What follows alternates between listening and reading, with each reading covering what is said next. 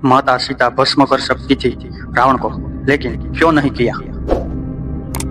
माता सीता के चमत्कार के बारे में रावण बच गया एक तिनके के कारण।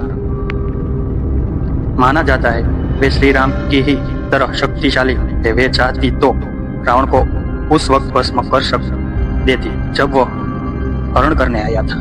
वे चाहती तो अशोक वाटिका में पहुंचकर भी रावण को भस्म कर देती या उसका किसी भी वक्त वध कर देती, लेकिन माता सीता ने ऐसा क्यों नहीं किया, जबकि वो तो खुद ही आत्मरक्षा में सक्षम थी। वास्तव में माता सीता स्वयं शक्ति स्वरूपा थी। लोगों ने झूठ बोला तो झेलना पड़ा।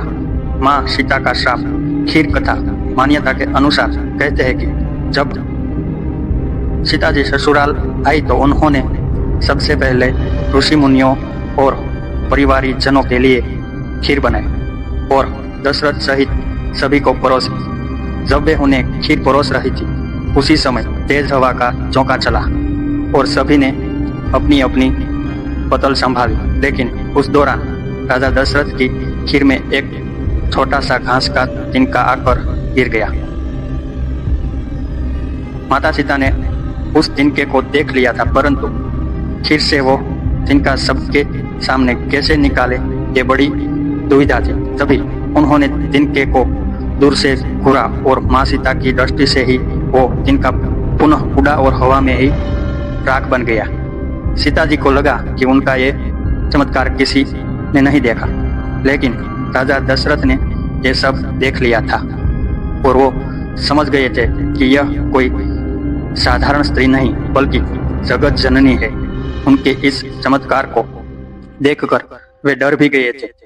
माता सीता ने दिया वचन।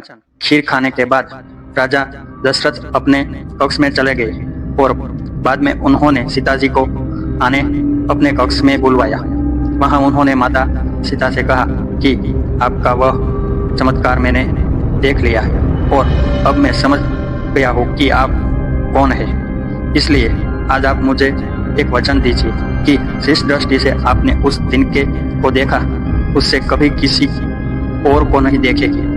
इस बात को सुनकर माता सीता ने दशरथ जी को वचन दिया कि मैं कभी किसी को इस दृष्टि से नहीं देखूंगी। रावण एक तिनके के कारण बचा रहा।